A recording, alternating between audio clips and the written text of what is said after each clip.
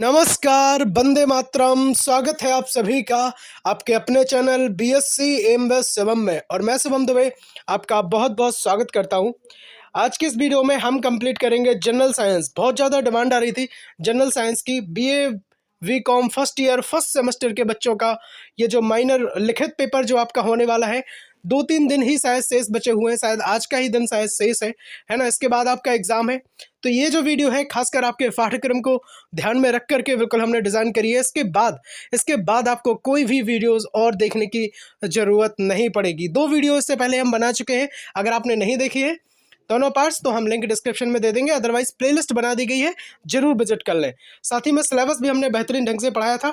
ये हमारी जो यूनिट है यांत्रिकी से रिलेटेड, ये चीज़ बिल्कुल रह गई थी। तो हमने सोचा है कि इस चीज़ को भी बहुत बेहतरीन ढंग से कंप्लीट किया जाए, है ना। और बिल्कुल सारी चीज़ों को आपके पाठ्यक्रम के अकॉर्डिंग ही हमने कंप्लीट किया है। देखते हैं न्यूटन की गति के जो नियम होंगे वो हम इसमें पढ़ेंगे। गति के प्रकार, बल, काम, एनर्जी, शक्ति, यहाँ से बहुत सारे क्वेश्चंस आपके एग्जाम्स में पूछे जा सकते हैं। ठीक है, तो इस वीडियो में हम ये सारी चीज़ों को बेहतरीन ढंग से कंप्लीट करेंगे, है ना। चलिए तो फिर कॉपी पेन उठा लें और लिखना स्टार्ट कर दें, क्योंकि टाइम बहुत कम है, बातें तो बाद में होती रहेंगी। चलो तो सबसे पहले हम पढ़ते हैं न्यूटन के गति का नियम। तो न्यूटन ने गति के 3 नियम दिए हैं। कितने नियम दिए हैं भाई? 3 नियम आपको दिए हैं। ठीक है, तो प्रथम नियम क्या रहेगा? प्रथम नियम की हम बात करते हैं, इसे जड़त्व का नियम भी कहते हैं। क्या कहते हैं इसे? जड़त्व का नियम भी कहते हैं। इंग्लिश में हम इसे लॉ ऑफ इनर्शिया कहते हैं। आपको बेहतरीन ढंग से याद रखना है कि इसे लॉ ऑफ इनर्शिया या जड़त्व का नियम कहते हैं, क्योंकि क्वेश्चन ऐसे भी पूछा जा सकता है कि जड़त्व का नियम न्यूटन के किस गति के नियम को कहते हैं। तो भैया गति के प्रथम नियम को जो है जड़त्व का नियम या लॉ ऑफ इनर्शिया कहते हैं। ठीक है, तो है क्या भाई जड़त्व का नियम? वस्तु अपनी स्थिति में परिवर्तन को आने से रोकती है। इसका मतलब ये हुआ कि अगर वस्तु ब्रह्मावस्था में तो वो ब्रह्मावस्था में ही रहने का प्रयास करेगी, है ना। अगर वो गति की अवस्था में है तो वो गति की अवस्था में ही रहने का प्रयास करेगी, है ना। जब तक उस पर क्या किया जाए, जब तक उस पर कोई बाह्य बल ना लगाया जाए। ये हो गया आपका न्यूटन के गति का प्रथम नियम। ठीक है, जड़त्व भी आप समझ गए होंगे कि वस्तु जो है वो अपनी स्थिति में आने वाले जो परिवर्तन होती है उसको रोकती है। ठीक है, अब जड़त्व है क्या भाई? देखो, जड़त्व की अगर हम बात करें तो जड़त्व जो है द्रव्यमान या वजन, मास पर निर्भर करता है। किस पर निर्भर करता है? मास पर निर्भर करता है। अब मास पर कैसे निर्भर करेगा? अगर वस्तु का मास जो है, द्रव्यमान ज़्यादा होगा, वजन ज़्यादा होगा तो जड़त्व भी ज़्यादा होगा। अगर आपसे पूछ ले अगर वजन कम होगा तो जड़त्व भी कम होगा। ठीक है, आशा करता हूँ आप बहुत अच्छे से समझ गए होंगे। देखो, जैसे साइकिल या ट्रेन में किसका जड़त्व अधिक होगा, है ना। तो भाई साइकिल या ट्रेन में आप भली भांति जानते हैं कि जो वजन होता है वो ट्रेन का कहीं ना कहीं ज़्यादा होता है ना। तो वजन ज़्यादा होने की वजह से जड़त्व भी जो है ट्रेन का ज़्यादा होगा। ठीक है, जिसका जड़त्व कम होगा वह उतनी आसानी से मूव हो जाएगी। ये भी आप बहुत अच्छे से समझ रहे होंगे कि जिसका वजन कम होगा तो जड़त्व कम होगा, और जड़त्व कम होगा तो आसानी से मूव हो जाएगी। ठीक है, चलो अब समझते हैं हम न्यूटन के गति का दूसरा नियम। ठीक है, ये बेहद जरूरी है आपके एग्जाम में। सीधे सीधे हो सकता है आपके एग्जाम में न्यूटन के गति के नियम पूछ ले जाएं, क्योंकि वेरी वेरी इंपॉर्टेंट है। तो लिख जरूर लें, नोट जरूर बना लें। संवेग परिवर्तन की दर आरोपित बल के अनुक्रमानुपाती होती है। ठीक है भाई, संवेग परिवर्तन की दर जो है वो आरोपित बल के अनुक्रमानुपाती होती है। जैसे हम कहते हैं F प्रोपोर्शनल dP/T। ठीक है, ऐसे F बराबर M इंटू ए भी कहते हैं, जहाँ पे M क्या है आपका द्रव्यमान है और A क्या है आपका त्वरण है। द्रव्यमान की जो यूनिट होती है वो किलोग्राम होती है, और अगर हम बात करें M के एस में ए मतलब त्वरण की जो यूनिट होती है मीटर पर सेकंड स्क्वायर होती है। आशा करता हूँ आप बेहतरीन तरीके से समझ रहे होंगे, है ना। अगर आप पूछे कि इसमें सर डीपी क्या है, तो डीपी जो रहेगा संवेग में परिवर्तन की जो दर है ना। और डीटी की बात करें तो संवेग में समय में जो है बिल्कुल परिवर्तन है। ठीक है, एफ बराबर एम ए, इसको भी बेहतरीन ढंग से आप लिख लें। एम को द्रव्यमान और ए को त्वरण कहते हैं। ठीक है, चलो अगर आपसे क्वेश्चन इस फॉर्म में अगर आपसे पूछता है कि कौन सा न्यूटन का नियम जो है वो हमें बल का सूत्र देता है, तो भाई साहब न्यूटन का सेकंड लॉ, जैसे हम अभी एफ बराबर एम ए पढ़ रहे थे, वो हमें क्या देता है?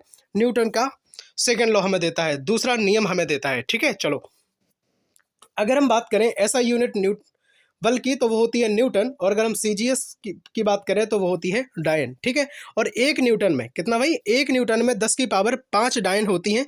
आपको बेहतरीन ढंग से ये सारी चीज़ों को अपनी कॉपी में नोट कर लेना है। ठीक है, न्यूटन की गति के तीसरे नियम की अगर हम बात करें, ठीक है, तो इस नियम को हम क्रिया प्रतिक्रिया का नियम भी कहते हैं। अगर आपसे पूछते हैं एग्जाम में, आपसे पूछ लिया जाता है कि क्रिया प्रतिक्रिया का नियम न्यूटन के किस गति के नियम को कहा जाता है, तो भाई साहब थर्ड जो तीसरा नियम हो जाएगा उसको न्यूटन के गति का तीसरा नियम को हम क्रिया प्रतिक्रिया का नियम कहेंगे। चलिए, होता क्या है भाई, ये यदि हम किसी वस्तु पर बल लगाते हैं, है ना, यदि हम किसी वस्तु पर बल लगाते हैं तो वह वस्तु भी विपरीत दिशा में, ठीक है, प्रतिक्रिया में क्या करती है, विपरीत दिशा में उतना ही बल लगाती है ना। जैसे मान लो किसी ने आपके गाल में थापड़ जड़ दिया, है ना, थापड़ अगर आपके गाल में किसी ने ठोक तो आपका गाल जो है उसके हाथ में विपरीत दिशा में उतना ही बल लगाएगा, है ना। आप कह रहे होंगे कि सर ये कैसी बात कर रहे हैं आप, है ना, तो लगा के देख लीजिए, कोई आसपास बैठा हो। चलिए, ये सब तो हो गई मजाक की बात है ना, कोई सीरियस मत ले जाना कि लगा देना किसी के गाल पे। चलो, उदाहरण और भी हम पढ़ लेते हैं यहाँ पे। बंदूक से गोली का निकलना, है ना, बंदूक से गोली का निकलना जो है आपका क्या है, न्यूटन के तीसरे नियम का उदाहरण रहेगा। जैसे अगर बंदूक की गोली है ना, अगर बंदूक हम चलाते हैं तो बंदूक की गोली जैसी निकलती है बंदूक से, ठीक उसी विपरीत दिशा में, है ना, उतना ही बल बंदूक पर भी लगता है। बंदूक जो चला रहा होता है वो एकदम पीछे से झटका लग जाता है उसे भी, है ना। अगर हम सेकंड की बात करें उदाहरण की, तो किसी इंसान का धरती पर चलना, अगर हम धरती पर चलते हैं तो ये भी कहीं ना कहीं आपके तीसरे नियम का उदाहरण है। और साथ ही में ये घर्षण का भी क्या है भाई, एग्जाम्पल रहेगा। चलो, थर्ड, अगर हम बात करें दीवार को धक्का देना, भाई कभी धक्का दे के देखना आप भी, है ना। जब हम क्या करते हैं, दीवार पे धक्का लगाते हैं तो दीवार भी क्या करती है, विपरीत दिशा में रिपल्सन, उतना ही फोर्स भी क्या करती है, हमें लगाती है वापस से। अगर हम बात करें चौथे पॉइंट की, रॉकेट का आसमान में ऊपर जाना, कहीं ना कहीं ये भी जो है न्यूटन के गति के तीसरे नियम का एग्जाम्पल रहेगा। और बात करें अगर पॉइंट नंबर 5 की, तो आसमान में पक्षियों की गति भी, है ना। और छठवें पॉइंट की बात करें, पानी में मछलियों की गति, है ना, मछलियों का तैरना, इंसानों की गति, इंसान का जो है तैरना, जैसे हम तैरते हैं तो हम जो तैराक होता है वो बल पीछे तरफ लगाता है तभी वो आगे की साइड जाता है, ठीक है। सब्सक्राइब कर लेना अपने परिवार BSc एमबीए शिवम को, जो बात करता है राष्ट्र हित में, देश हित में, फ्री शिक्षा की, ठीक है। और चलो फिर आगे देखते हैं टाइप ऑफ इनर्शिया, है ना। जड़त्व भी पढ़ लेते हैं। जड़त्व के कितने प्रकार होते हैं, तो जड़त्व के 3 प्रकार होते हैं। इनर्शिया ऑफ रेस्ट, विराम का जड़त्व, इनर्शिया ऑफ मोशन, गति का जड़त्व, इनर्शिया ऑफ डायरेक्शन और दिशा का जड़त्व, है ना। पता है, इससे आगे आपसे नहीं पूछा जाएगा, ठीक है। चलो, BA BCom first year first semester के बच्चों के लिए ये जो वीडियो है बहुत ज़्यादा हेल्पफुल होने वाली है, क्योंकि सारी चीज़ों को हमने पॉइंट टू पॉइंट और बिल्कुल आपके पाठ्यक्रम को ध्यान में रख करके डिजाइन किया है। जैसे इस वीडियो की बहुत ज़्यादा आवश्यकता है, उन्हें शेयर जरूर कर देना, है ना, क्योंकि कहते हैं ना कि अगर कहीं ना कहीं आप किसी का अच्छा करते हैं तो आपके साथ भी अच्छा होता है। चलिए, तो अब हम पढ़ लेते हैं फोर्स, क्योंकि फोर्स से भी आपके कई क्वेश्चन आपके एग्जाम में बिल्कुल बनेंगे, है ना। देखो, फोर्स क्या है भाई, देखो फोर्स का क्या सीन रहता है कि फोर्स की जरूरत पड़ती है हमें किसी वस्तु को उसकी दिशा, उसकी जो वास्तविक पोजीशन है उस पोजीशन से उसको विस्थापित करने के लिए। जैसे कि अगर आपके पास टेबल रखी है आसपास, टेबल को आप धक्का लगाएंगे, जब आप धक्का लगाएंगे उस पर फोर्स लगाएंगे तभी वो क्या करेगी, आगे बढ़ेगी, ठीक है। तो फोर्स में है क्या, देखो फोर्स 2 दिशा में लगाए जाते हैं। एक समान दिशा में बल लग रहा है ना, और इस साइड आपको ये फिगर दिख रहा होगा, इसमें विपरीत दिशा में जो है बल लग रहा है ना। अगर मान लो कोई वस्तु ऐसे रखी है, ठीक है, आप 20 न्यूटन के बल से, है ना, उसे साइड से धक्का दे रहे हैं। आप क्या करेंगे, 20 न्यूटन के बल से साइड से धक्का दे रहे हैं, ठीक है। तो जब वो धक्का दे रहे हैं, इस साइड से धक्का दे रहे हैं और इस साइड से वो खींच रहा है, तो ये क्या कर रहा है, एक समान गति में, एक समान दिशा में जो है बल लग रहा है ना। तो अगर इस तरह से अगर आपके क्वेश्चन एग्जाम में पूछ ले जाते हैं तो सीधा सीधा हमें अगर वो कहेगा कि इसका टोटल फोर्स बता दीजिए, तो टोटल फोर्स रहेगा बिल्कुल, अगर एक समान दिशा में तो दोनों को ऐड कर देना, मतलब 20 + 20, तो टोटल हो जाएगा 40 न्यूटन इस क्वेश्चन का आंसर, ठीक है। अगर आपसे इस साइड से पूछ लेता है कि जो एक वस्तु ऐसे रखी है ना, अगर इस साइड और इस साइड मतलब विपरीत दिशा में जो है बल लग रहा है, तो हम बात करेंगे टोटल फोर्स की। तो टोटल फोर्स जो हो जाएगा हमारा, ये फिर हमारा यहाँ से लेस हो जाएगा, 50 माइनस कितना हो जाएगा भाई, 20। तो आंसर इसका रहेगा कितना भाई, 30 न्यूटन, ठीक है। आपको हमने पहले बता दिया है 1 न्यूटन में कितनी डायन होती हैं, कमेंट करके जरूर बताएं कि 1 न्यूटन में कितनी डायन होती हैं। चलो, अगर हम बात करें बस बल के सूत्र की, तो F = ma हो जाएगा, जहाँ पे हम आपको पहले बता चुके हैं कि m जो है आपका द्रव्यमान रहेगा, है ना, और a जो आपका है वो आपका क्या रहेगा भाई, एक्सेलरेशन, जिसे हम त्वरण कहते हैं, रहेगा। इसकी यूनिट हम बता चुके हैं, किलोग्राम रहेगी, और इसकी मीटर/सेकंड स्क्वायर रहेगी, ठीक है। अगर हम बेमा की बात करें, डायमेंशंस की, तो ml/t-2 इसकी डायमेंशन हो जाएगी, बेमा हो जाएगी। और MKS पद्धति की अगर हम बात करें तो इसमें जो बल की इकाई होती है वो होती है न्यूटन, ठीक है। और सीजीएस पद्धति में जो बल की इकाई होती है वो क्या होती है भाई, डायन, ठीक है। और 1 न्यूटन की बात करें अगर तो 1 किलोग्राम और मीटर पर सेकेंड स्क्वायर, ठीक है। चलो 1 न्यूटन में हम बता चुके थे आपको 10 की पावर 5 डायन जो होती हैं आपकी। बल के प्रकार है ना, यहाँ से भी आपको क्वेश्चंस आपके एग्जाम्स में पूछे जा सकते हैं कि बल के कितने प्रकार होते हैं। तो यहाँ से भी आपके क्वेश्चन जो है आपके एग्जाम में पूछे जाएंगे, ठीक है। तो चलो हम पढ़ लेते हैं बल के प्रकार। देखो बल संपर्क ससंजक बल है ना, दो अणुओं के बीच लगने वाले बल को हम क्या कहते हैं भाई, ससंजक बल कहते हैं, या भिन्न भिन्न अणुओं के बीच लगने वाले बल को असंजक बल कहते हैं, ठीक है। तो यहाँ पे रहेगा आपका संपर्क ससंजक बल, यहाँ पे असंपर्क असंजक बल, ठीक है। मांसपेशी बल लगता है ना। दूसरी बात करें अगर यहाँ पे हम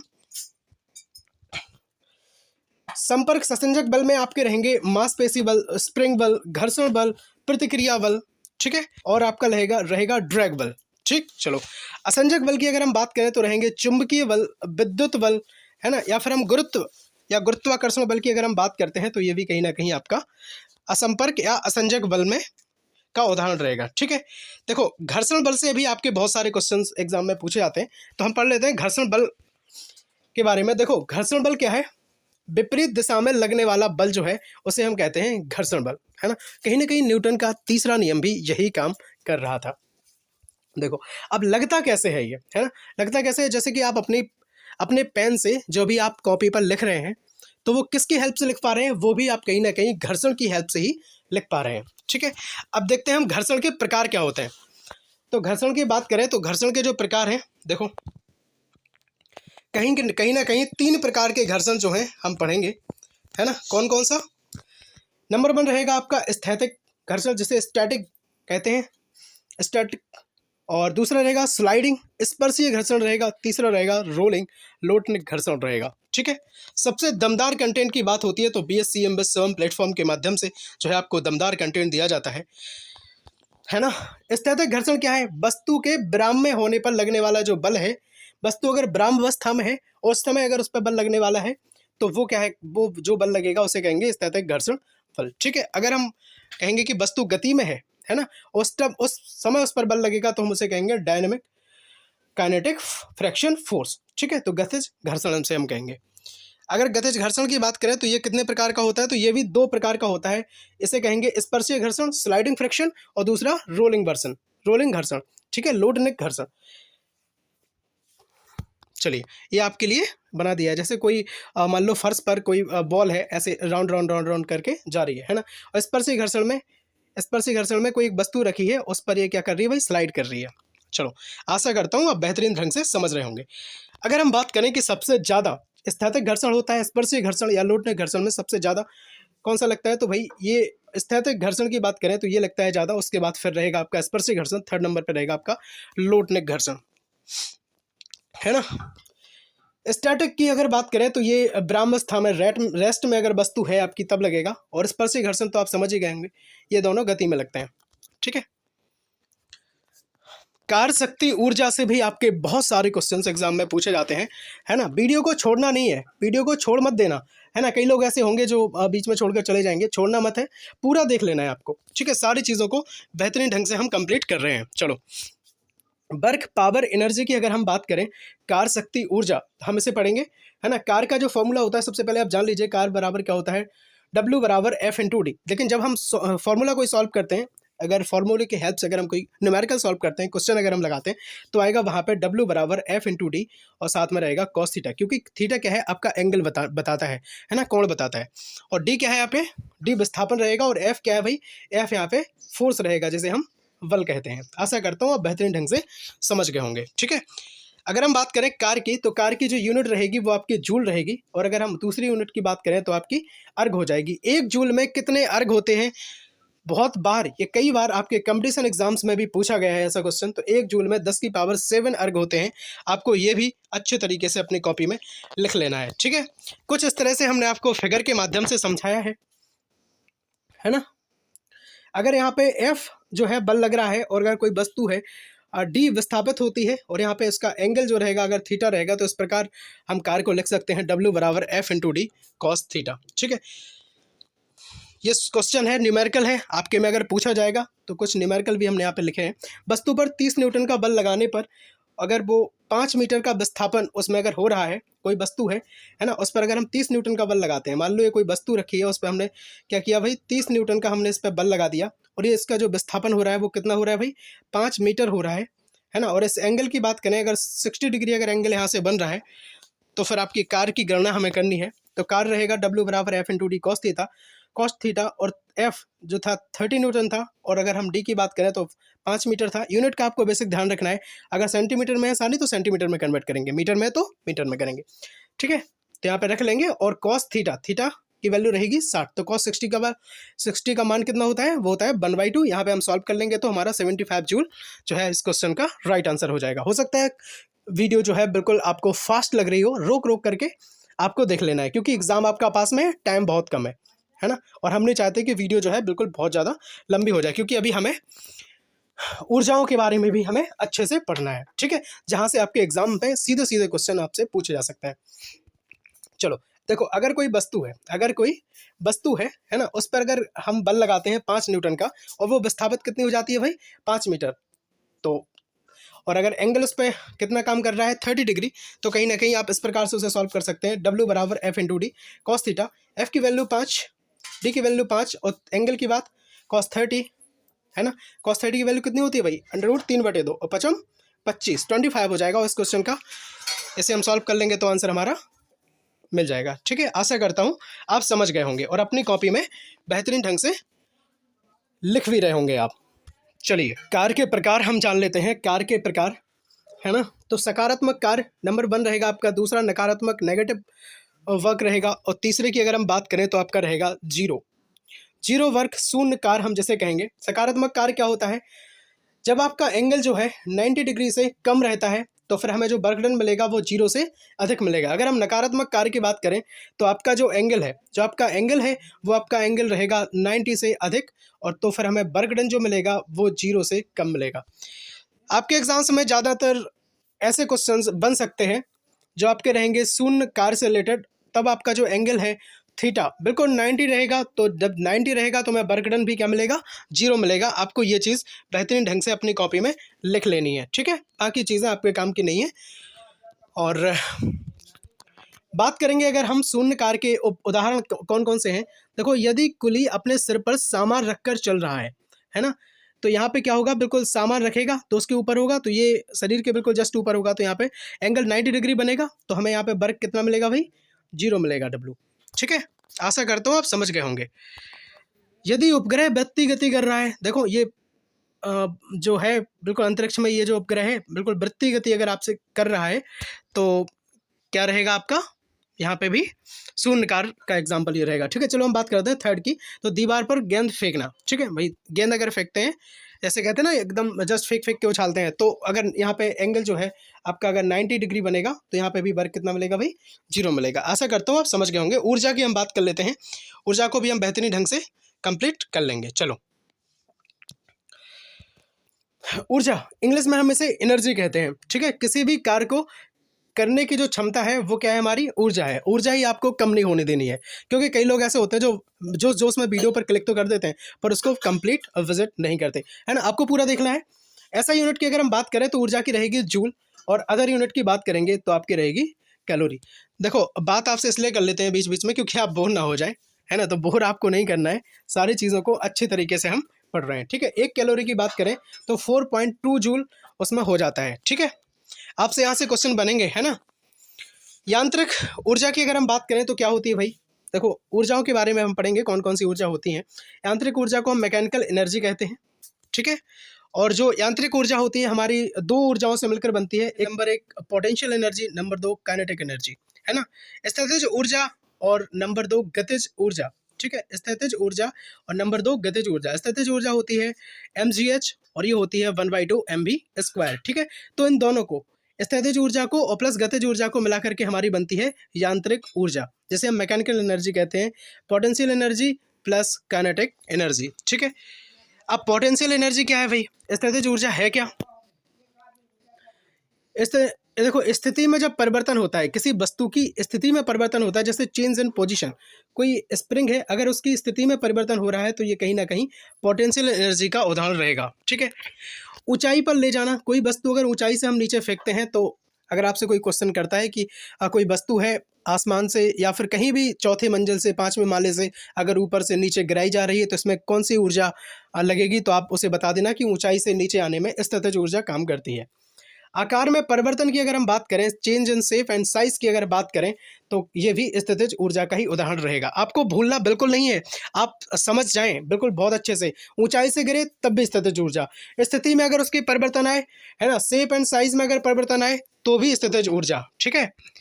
और अगर हम रासायनिक संग्रहित ऊर्जा की बात करें तो ये भी स्टोर एनर्जी जो रहेगी आपकी, तो वो भी स्थितिज ऊर्जा रहेगी। ठीक है। अब स्थितिज ऊर्जा का जो फॉर्मूला रहेगा वो रहेगा mgh। m को द्रव्यमान कहेंगे, g को ग्रेविटी गुरुत्वाकर्षण कहेंगे और h हाइट से रिलेटेड है। ठीक है। हम पोटेंशियल एनर्जी को बहुत अच्छे से समझ चुके हैं और स्थितिज ऊर्जा के अब हम एग्जाम्पल जान लेते हैं। एग्जाम्पल इसके रहेंगे, स्प्रिंग के आकार में जो परिवर्तन होता है वो अभी आप समझ गए होंगे। बांध में पानी का ऊंचाई पर संग्रहित रहना, ऊंचाई की जब भी बात होती है तो आपकी स्थितिज ऊर्जा की बात होती है, पोटेंशियल एनर्जी की बात होती है। गतिज ऊर्जा की अगर हम बात करें, काइनेटिक एनर्जी की, तो एनर्जी ड्यू टू मोशन, है ना, आप जैसे नाम इसका है गतिज ऊर्जा, तो गति की वजह से जो ऊर्जा लगती है तो वो कौन सी रहेगी, आपकी काइनेटिक एनर्जी रहेगी। ठीक है। तो इसके कुछ एग्जाम्पल हैं, जैसे पक्षियों की गति, है ना, पानी की गति, बिल्कुल जहाँ पे गति गति ऐसे आ रहा है तो वो क्या रहेगा, आपका काइनेटिक एनर्जी रहेगी, है ना, गतिज ऊर्जा। इसका सूत्र रहेगा के इक्वल बरा 1/2 mv²। तो m जो रहेगा आपका मास रहेगा, द्रव्यमान रहेगा, और v की बात करें तो ये आपकी वेलोसिटी रहेगी, है ना। वेलोसिटी का आपको फॉर्मूला बिल्कुल अच्छे से कमेंट करके बता देना है। यांत्रिक ऊर्जा की अगर हम बात करें, हम पढ़ चुके हैं यांत्रिक ऊर्जा स्थितिज ऊर्जा गतिज ऊर्जा को मिलाकर बनती है, जहाँ पे potential energy plus kinetic energy. गतिज ऊर्जा में गति की बात होती है, स्थितिज ऊर्जा में शेप एंड साइज या फिर हाइट की बात होती है। ठीक है। आशा करता हूँ आप समझ गए होंगे। m = mgh plus 1/2 mv²। mgh जो रहेगी आपकी स्थितिज ऊर्जा रहेगी और ये रहेगी आपकी गतिज ऊर्जा। गला पूरा बैठ चुका है लेकिन फिर भी हम दम नहीं लेंगे जब तक कंप्लीट नहीं हो जाएगा। एक दो चीज़ें और रहेंगी, इसके बाद ये वीडियो आपका पूरा कंप्लीट हो जाएगा। चलिए एक क्वेश्चन लगा लेते हैं। जैसे कोई वस्तु है, ठीक है, वस्तु है, ऊंचाई पर है, कितनी ऊंचाई पर है भाई, 5 मीटर ऊंचाई पर है, और वस्तु का द्रव्यमान कितना है, 10 किलोग्राम है ना। तो आपको बताना है कि भाई इसमें कौन सी ऊर्जा लगेगी। सबसे पहले तो इसमें स्थितिज ऊर्जा ही लगेगी, है ना क्योंकि ऊंचाई की बात हो गई है। और साथ ही में अगर हम स्थितिज ऊर्जा निकालें कि कितनी लगेगी, तो सीधा सीधा रहेगा आपका mgh आप लगा देंगे। m आपका द्रव्यमान है ना, वस्तु का द्रव्यमान कितना था, वस्तु का द्रव्यमान था 10 किलोग्राम, है ना। तो 10 mgh, g की वैल्यू रखेंगे 10, है ना, h की वैल्यू रखेंगे 5, तो इन सबको मल्टीप्लाई कर लेंगे 100, और ये कितना हो जाएगा भाई 500। तो इतनी जूल आपकी जो है पोटेंशियल एनर्जी आ जाएगी, है ना। अब कई लोग पूछेंगे कि g कहाँ से आएगा, तो g क्या है आपका, ग्रेविटी की वैल्यू रहेगी 10 मीटर पर सेकेंड स्क्वायर। या तो क्वेश्चन में लिखा रहेगा या फिर आप यहीं रख देना अगर ना लिखा रहे। ठीक है। कुछ चीज़ें हैं जो हम बहुत अच्छे से इन्हें भी जान लेते हैं, क्योंकि सीधे सीधे क्वेश्चन यहाँ से भी पूछ सकते हैं आपसे। बैटरी जो होती है हमारी, वो किस ऊर्जा में रूपांतरण करते हैं, तो ये रासायनिक ऊर्जा का जो है विद्युत ऊर्जा में रूपांतरण करती है ये चीज़ भी हमें बेहतरीन ढंग से लिख लेनी है। ठीक है। अगर हम बात करें बैटरी की खोज जो किसने करी थी, तो अलेक्जेंड्रो बोल्टा ने करी थी। इसकी किसने, अलेक्जेंड्रो बोल्टा ने इसकी खोज करी थी। इलेक्ट्रिक मोटर की अगर हम बात करें तो ये विद्युत ऊर्जा को यांत्रिक ऊर्जा में कन्वर्ट करती है। ठीक है। रोक रोक करके लिख लेना अगर आपको वीडियो फास्ट लग रहा हो तो। अगर हम बात करें डायनामो जनरेटर की, तो ये यांत्रिक ऊर्जा को विद्युत ऊर्जा में ये कन्वर्ट करती है। ठीक है। चलो अब हम बात करते हैं, डायनामो जो है EMI इलेक्ट्रोमैग्नेटिक इंडक्शन विद्युत चुंबकीय प्रेरण के सिद्धांत पर कार्य करता है। ठीक है। और किस में करता है कन्वर्ट, यांत्रिक ऊर्जा को विद्युत ऊर्जा में। लिख जरूर लेना बेहतरीन ढंग से, है ना, क्योंकि पेपर आपका लिखित होना है। लाउड स्पीकर जो रहेगा आपका विद्युत ऊर्जा को ध्वनि ऊर्जा में कन्वर्ट करता है। ठीक है।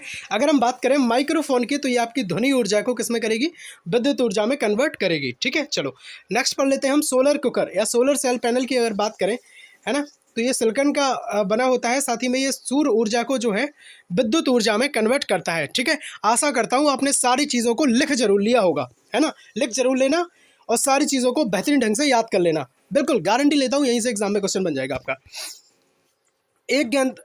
10 मीटर की ऊंचाई से गिराई जाती है। ठीक है, तो अगर हम बात करें ऊंचाई की तो इसमें स्थितिज ऊर्जा की बात होगी, है ना। और तो फिर क्या हो जाएगी, स्थितिज ऊर्जा कम हो जाएगी। गिरावट के दौरान क्या होती है भाई, गतिज ऊर्जा बढ़ जाती है और स्थितिज ऊर्जा जो है कम हो जाती है, क्योंकि वो गति से गिरती है, ऊपर से गिरेगी तो गति होगी ना उसमें, है ना। तो क्या होगा आपका उस टाइम गतिज ऊर्जा जो है बढ़ जाएगी और संभवत स्थितिज ऊर्जा की बात करें तो वो आपकी कम हो जाएगी। आशा करता हूँ आप ये भी समझ गए होंगे। नेक्स्ट क्वेश्चन की अगर हम बात करें, यदि किसी पिंड का वेग दुगना हो जाए तो वह गतिज ऊर्जा को कर देगा, कितने गुना कर देगा। देखो के बराबर 1/2m v स्क्वायर, तो v की वैल्यू यहाँ पे हम कितना करना है भाई, 2 गुना करना है 2v, तो हम इसका स्क्वायर करेंगे तो कितना हो जाएगा 4v स्क्वायर। तो जो के रहेगी हमारी काइनेटिक एनर्जी की अगर हम बात करें तो ये भी आपकी कितनी हो जाएगी, 4 गुनी हो जाएगी, है ना। आशा करता हूँ आप ये भी समझ गए होंगे। ठीक है, अगर हम बात करें नेक्स्ट क्वेश्चन की, बस इसके बाद एक स्लाइड और रहेगी छोटी सी और इसके बाद आपका ये वीडियो कंप्लीट हो जाएगा। चलो, 20 वाट की दर से, क्योंकि हो सकता है हमने कहा ये भी न्यूमेरिकल आपके एग्जाम में पूछ ले जाए, तो न्यूमेरिकल भी जहाँ अगर यहाँ से बनते हैं तो यहीं से बनेंगे न्यूमेरिकल, और कहीं से नहीं बनेंगे, क्योंकि न्यूमेरिकल के जो नंबर होते हैं वो सॉलिड नंबर होते हैं। 20 वाट की दर से 520 जूल काम करने के लिए कितना समय देना होगा, है ना। तो P बराबर W/T, ये आपको सिंपल सा न्यूमेरिकल लगा देना है। देखो कभी आपको W देगा तो T और W आपसे अगर पूछ लिया तो T और P दे देगा आपको, है ना। अगर आपसे P पूछ लिया तो W और T दे देगा, या T पूछ लिया तो P और W दे देगा, है ना। तो ये सारी चीज़ें होती हैं। तो इसमें क्या किया, W और T आपको दिया है, W और P आपको दिया है। P जो है आपका रहेगा कितना भाई, 20 वाट, है ना। पावर की बात होती है, P क्या है यहाँ पे, P जो है आपका पावर है, शक्ति, है ना। तो P बराबर W/T, तो यहाँ पे कितना है 20 वाट। और W की बात करें अगर हम तो वर्क कितना है 520 जूल। ठीक है, तो हमें से टाइम निकालना है, ऊपर नीचे करके हम यहाँ से क्या करेंगे, यहाँ से टाइम फाइंड कर लेंगे। तो T बराबर 26 सेकेंड आपका आंसर हो जाएगा। कार्य शून्य होगा, कब होगा भाई कार्य शून्य, जब शरीर पर लागू बल का लंबवत दिशा में विस्थापन दिखाता है तब आपका कार्य शून्य होता है। इसका मतलब ये हुआ कि थीटा जो आपका रहेगा 90 रहेगा, है ना। जैसे हम कुली की बात कर रहे थे कि अब सामान बिल्कुल अपने सर पर रखता है तो 90 वहाँ पर थीटा बनता है, और तो विस्थापन भी क्या करेगा वो दिखाएगा। और साथ ही में अगर हम वर्क डन की बात करें तो वर्क डन वहाँ पे 0 रहेगा। चलिए, जनरल साइंस का जो पार्ट 1 है अगर आपने नहीं देखा है तो लिंक डिस्क्रिप्शन में मिल जाएगी, देख लेना वहाँ से। ठीक है, और जनरल साइंस का ये पार्ट 2 रहेगा, बिल्कुल आपके एग्जाम को, आपके पाठ्यक्रम को ध्यान में रख करके सारी क्लास हमने डिज़ाइन करी थी। लिंक डिस्क्रिप्शन में मिल जाएगा, बाकी प्लेलिस्ट चेक कर लें। सेल्समैनशिप अगर आप पढ़ना चाहते हो तो सेल्समैनशिप को भी बेहतरीन ढंग से हमने पढ़ाया है, इसकी भी लिंक दे देंगे डिस्क्रिप्शन में, देख लेना। डेस्कटॉप प्रिंटिंग की भी क्लास बहुत अच्छी शानदार तरीके से आपकी आई हैं। ठीक है, direct indirect tax structure in India, ये भी हमने पढ़ाया है बिल्कुल नई शिक्षा नीति के अकॉर्डिंग। बात करें फूड न्यूट्रिशन हाइजीन, इसकी भी 3-4 क्लास आ चुकी हैं, लिंक डिस्क्रिप्शन में मिल जाएगी, देख लेना, है ना। स्वस्थ रहना आपका बेहद जरूरी है, स्वस्थ रहें। वीडियो को शेयर जरूर कर दें, ठीक है, वीडियो को शेयर जरूर कर देना, जिससे उन लोगों का भला हो सके जिन्हें बहुत ज़्यादा इस वीडियो की ज़रूरत थी और बहुत ज़्यादा बच्चे डिमांड कर रहे थे, क्योंकि इसकी सीरीज़ या कुछ ऐसा नहीं मिल रहा है आपके मार्केट में। ठीक है, तो चलिए फिर मिलते हैं इसी के साथ नेक्स्ट वीडियो में। तब तक अपनी पढ़ाई में पूरी तरीके से व्यस्त रहें, मस्त रहें। जय हिंद, जय भारत, वंदे मातरम।